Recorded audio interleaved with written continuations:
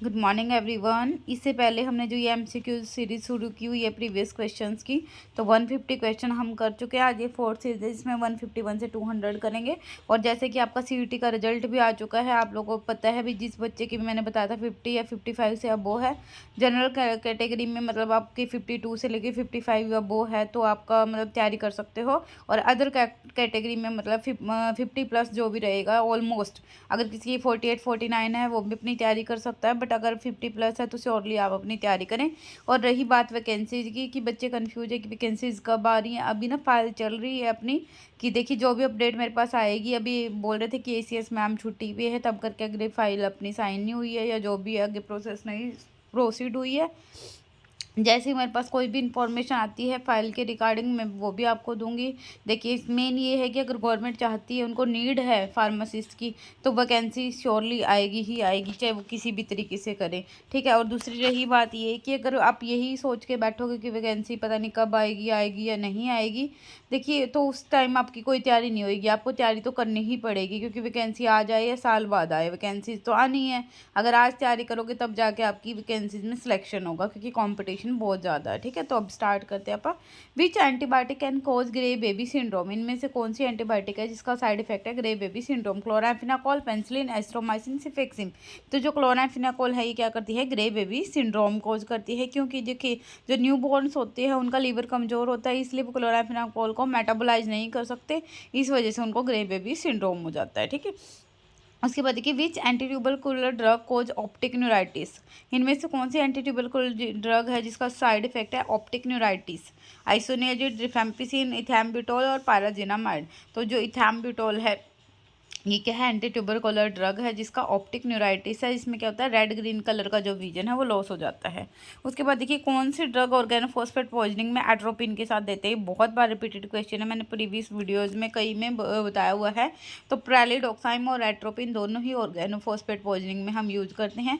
प्रेलिडोक्साइम क्या करता है? एसिटाइलकोलिन एस्टरेज एंजाइम को रिएक्टिवेट कर देता है। उसके बाद देखिए इनमें से कौन सी ड्रग्स है जिसका सुफिक्स है प्रील? मतलब जो प्रील कैटेगरी की है, जैसे कि इनाल प्रील है, लिसिनोप्रील है, ये जो ड्रग है, ठीक है, लिसिनोप्रील वगैरह, ये मतलब प्रील जिसमें सुफिक्स आता है वो कौन सी कैटेगरी की ड्रग होती है? तो ये कौन सी होती है? एसी इनहिबिटर्स होती है, ठीक है।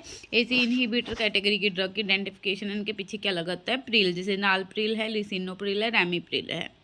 विच डायरेटिक कोज हाइपोकैलेमिया? हाइपोकैलेमिया कौन सा डायरेटिक कोज करता है? स्पाइरिनोलैक्टोन, फ्रोसेमाइड, मैनिटोल, अमिलोराइड। जो फ्रोसेमाइड है ये क्या करता है? हाइपोकैलेमिया कोज करता है। लूप डायरेटिक कैटेगरी का होता है ये फ्रोसेमाइड। ये पोटेशियम के एक्सक्रीशन को क्या करता है? इंक्रीज कर देता है।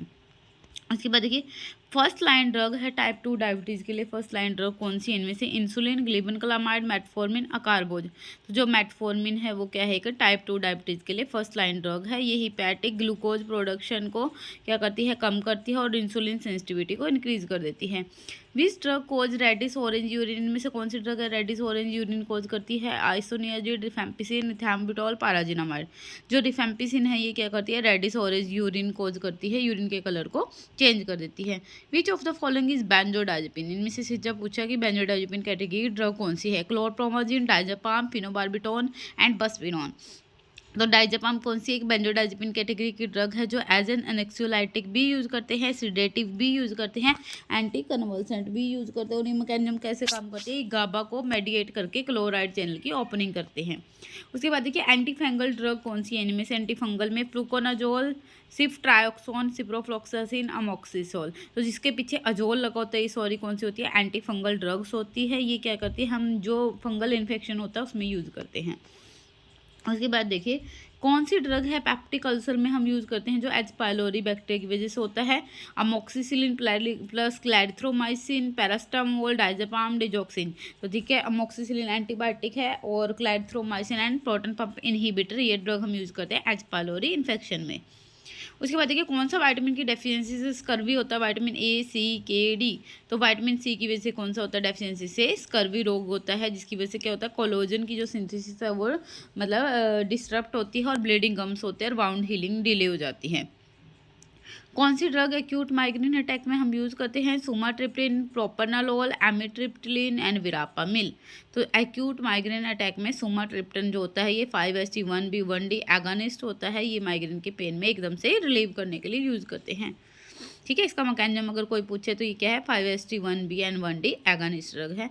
एंटीकोगुलेंट इनमें एग्जाम्पल पूछा है कौन सी है, वारफेरिन है, क्लोपिडोग्राल है, एस्पिरिन है एंड पैरास्टामोल है। तो जो वारफेरिन है ये क्या करती है, विटामिन के डिपेंडेंट जो क्लॉटिंग फैक्टर्स होते हैं उनको इनहिबिट करके एंटीकोगुलेंट एक्शन देती है।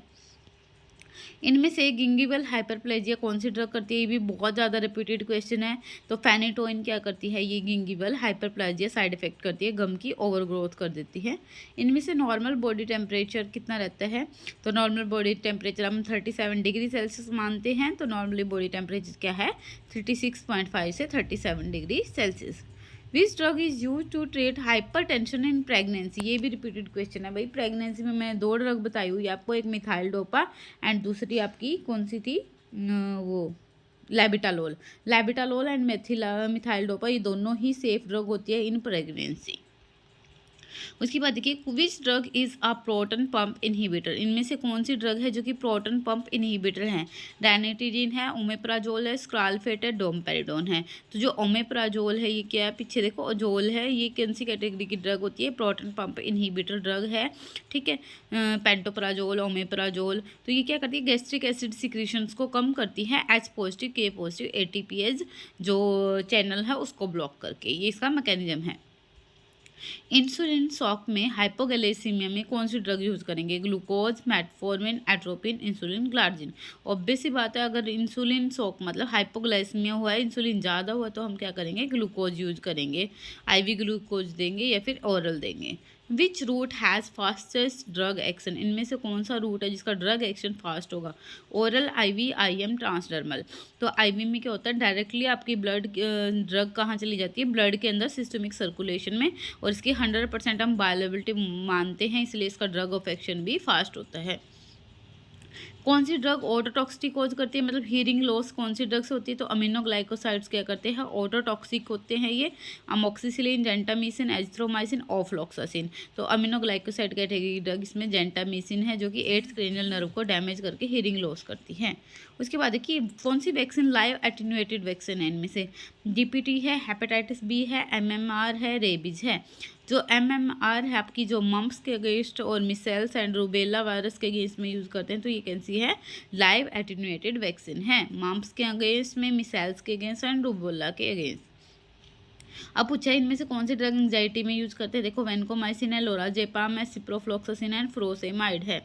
तो जो लोराजेपाम है ये एक बेंजोडाइजेपिन कैटेगरी की ड्रग है जो कि एंग्जाइटी को रिड्यूस करने के लिए हम यूज़ करते हैं। ये क्या करती है, CNS को डिप्रेस कर देती है आपकी गाबा मेटाइट्रिक क्लोराइड चैनल को ओपन करके।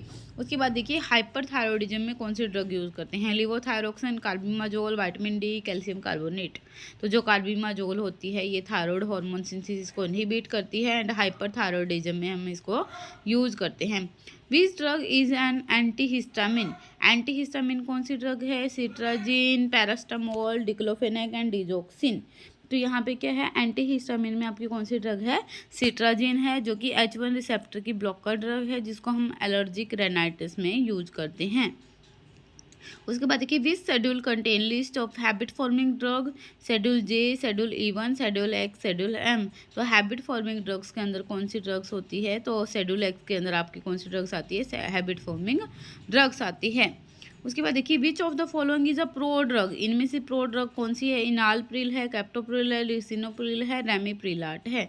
तो इनालप्रिल एक क्या है आपकी प्रो ड्रग है, इसको हम एक्टिव फॉर्म इनालाप्रिलेट में कन्वर्ट करते हैं after absorption. Which vitamin deficiency cause peripheral neuropathy, vitamin A, B1, K, D।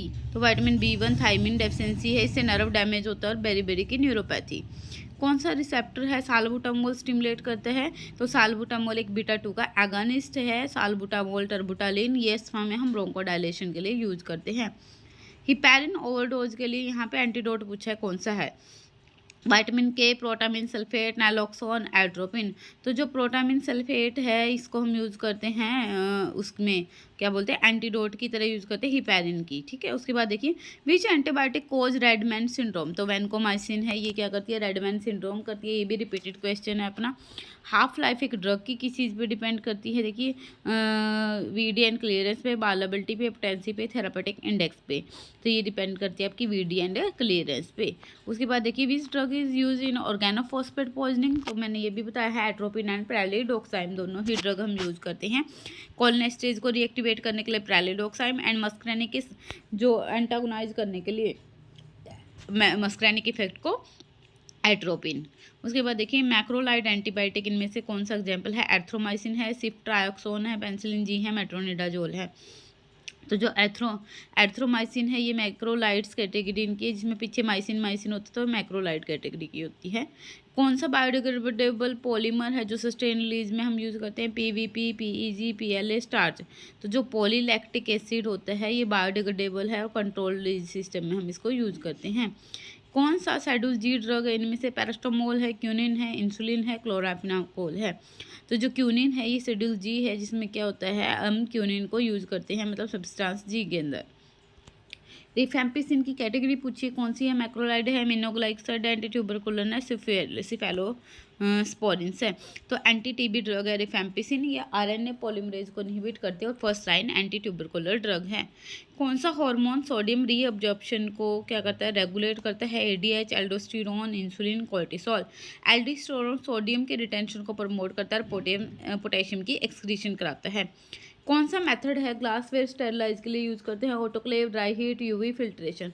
जो ड्राई हीट होता है 160 से 170 डिग्री सेल्सियस 2 आवर्स के लिए हम यूज़ करते हैं ग्लास और मेटल आइटम्स को स्टेरलाइज करने के लिए।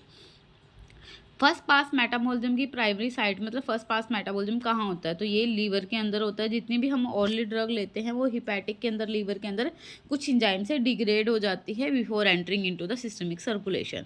आईवी ड्रग की बायोअवेलेबिलिटी पूछिए तो 100% हम मानते हैं, क्योंकि डायरेक्टली किस में चली जाती है, आपकी ब्लड सर्कुलेशन में, सिस्टमिक सर्कुलेशन में चली जाती है और फर्स्ट पास मेटाबॉलिज्म इसका क्या हो जाता है, अवॉइड हो जाता है। कौन सी ड्रग गिंगिबल हाइपरप्लाजिया बहुत बार रिपीटेड है, तो फेनेटोइन कोज करती है। कौन सी टैबलेट है जो कि कैप सेपरेटिंग शो करती है टैबलेट बॉडी से, पिकिंग, कैपिंग, मॉडलिंग, चिपिंग।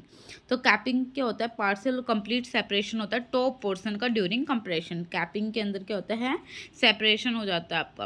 उसके बाद देखिए क्लोराफेनाकोल की टॉक्सिसिटी में क्या इफेक्ट होता है, तो बोन मैरो है जो chloramphenicol aplastic anaemia, bone marrow depression cause करता है। एमआरआई कंट्रास्ट एजेंट कंटेन, तो इसमें क्या होता है, गैडोलिनियम होता है। जितने भी गैडोलिनियम बेस्ड एजेंट्स होते हैं ये एमआरआई इमेजिंग को एनहेंस करते हैं। उसके बाद देखिए मेटफॉर्मिन का मैग्नीफिकेशन पूछा कि कैसे काम करती है, इंसुलिन सिक्रीशन को इंक्रीज करके, ग्लूकोज अपटेक, ग्लूकोनियोजेनेसिस को डिक्रीज करके, ग्लूकागॉन सिक्रीशन को इनहिबिट करके। तो ये ग्लूकोनियोजेनेसिस को क्या करती है, डिक्रीज करती है। विच इज़ एन ओपोइड अनाल्जेसिक, तो मॉर्फिन कौन सी कैटेगरी की है, ओपोइड अनाल्जेसिक कैटेगरी की है। म्यू रिसेप्टर पे बाइंड करके स्ट्रॉन्ग अनाल्जेसिया पेन रिड्यूस करने का काम करती है। Which route give fastest action after IV के बाद जो सबलिंगुअल होता है उसका फास्टेस्ट एक्शन होता है, क्योंकि ये भी फर्स्ट पास मेटाबॉलिज्म को बाईपास करती है। कौन सा टेस्ट टैबलेट हार्डनेस के लिए यूज़ करते हैं हम, तो मोनसेंटो हार्डनेस टेस्टर होता है, इसको यूज़ करते हैं हम टैबलेट की हार्डनेस को चेक करने के लिए। नॉर्मल पीएच ब्लड की कितनी रहती है, 7.35 से 7.45। बहुत ज़्यादा इंपॉर्टेंट क्वेश्चन है ये ब्लड की पीएच वाला। Drug use in hypertension during pregnancy, methyl dopa and labetalol दोनों ही सेफ एंटी हाइपरटेंसिव ड्रग है ड्यूरिंग प्रेगनेंसी। ये आपके 200 क्वेश्चन हो चुके हैं। नेक्स्ट क्वेश्चन हम करेंगे नेक्स्ट वीडियो के अंदर। अगर इनसे रिलेटेड कोई कन्फ्यूजन होगा तो कमेंट बॉक्स में मैसेज कर सकते हैं। Thank you, have a great day.